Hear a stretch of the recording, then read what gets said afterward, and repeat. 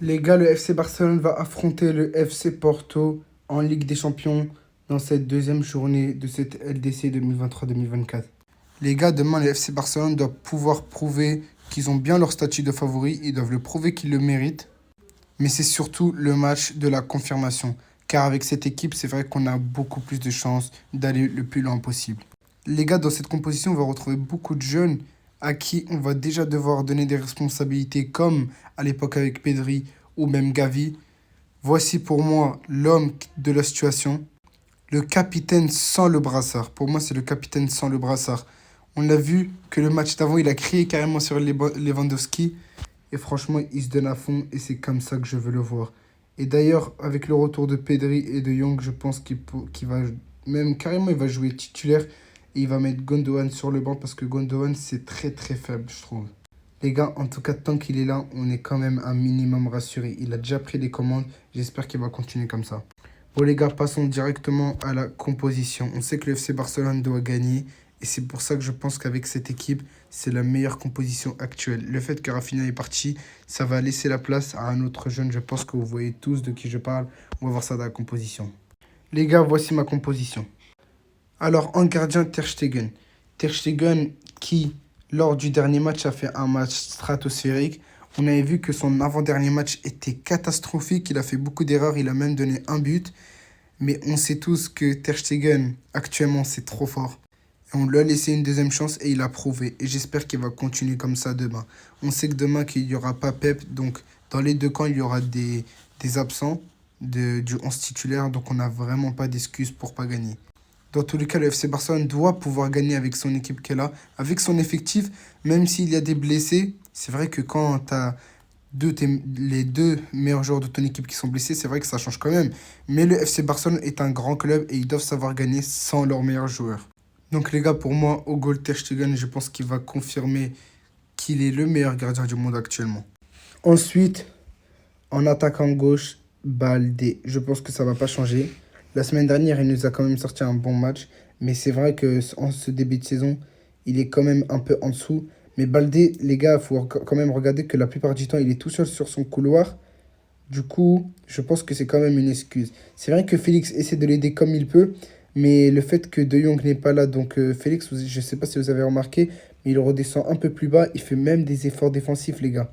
Il défend comme pas possible. C'est d'ailleurs pourquoi je pense que Xavi l'a sorti, parce qu'il fait beaucoup d'efforts. Et donc Xavi a préféré le préserver pour ce match. Et en vrai, c'est pas une mauvaise chose. Même si sur le coup, on était tous frustrés parce qu'il y avait 0-0.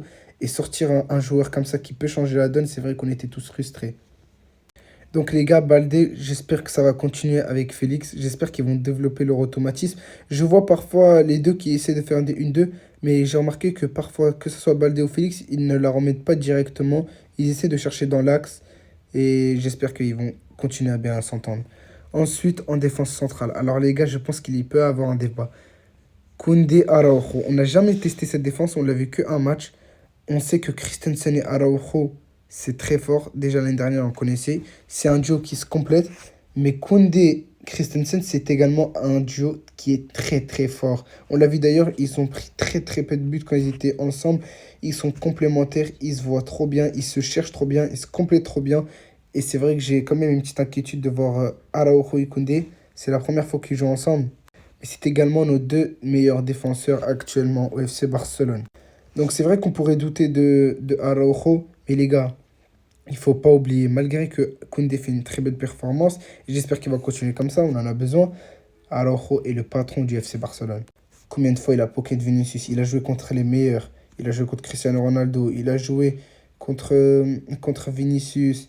Franchement les gars, Araujo, n'oubliez pas quand même de quoi il est capable, et on a vu qu'il est très fort. Déjà, par rapport à Christensen ou Koundé, c'est un gars qui peut tirer au cage et à la tête, il est quand même meilleur que les deux. On voit Koundé quand même sur les corners où il tire quand même beaucoup. Ça lui arrive beaucoup de tirer au corner de la tête. Mais Araujo, les gars, on sait que même si Koundé tire, il arrive à toucher de la tête. Araujo, lui, marque, c'est quand même mieux.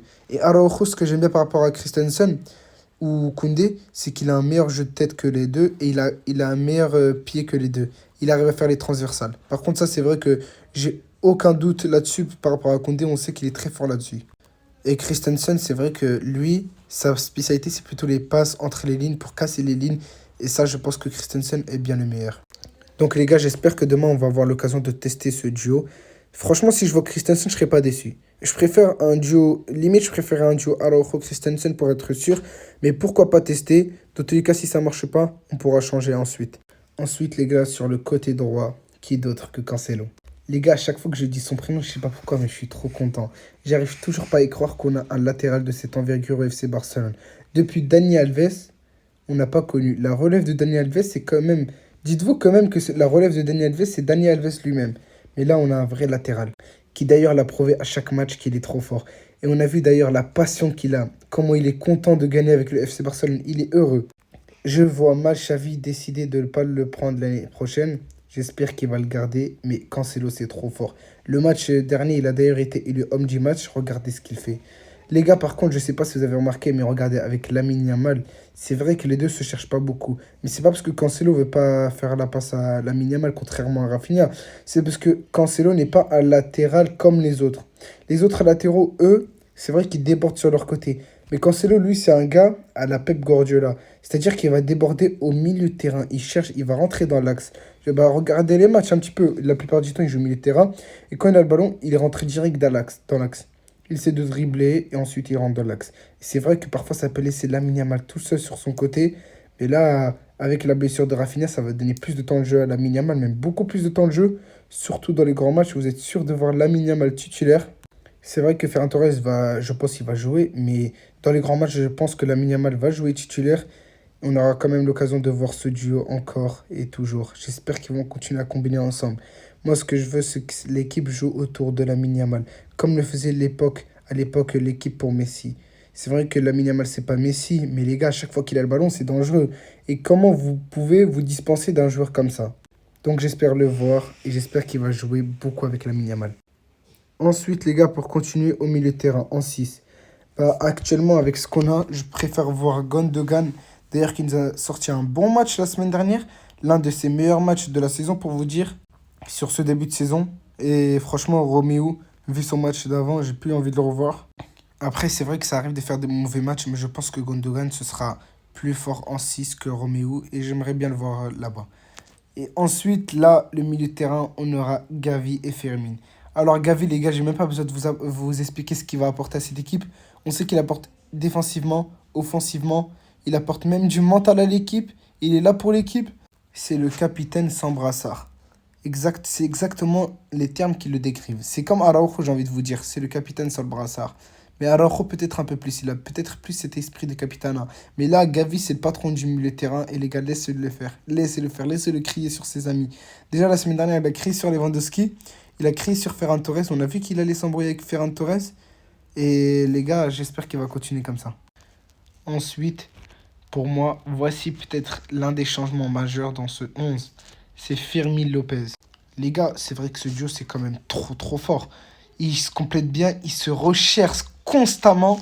Et Fermin Lopez est l'un des rares joueurs à donner beaucoup le ballon à Lamine Yamal. Il le cherche beaucoup. Et c'est pour ça que Lamine Yamal a réussi à être dangereux. J'espère qu'ils vont continuer comme ça. On voit qu'ils s'apprécient.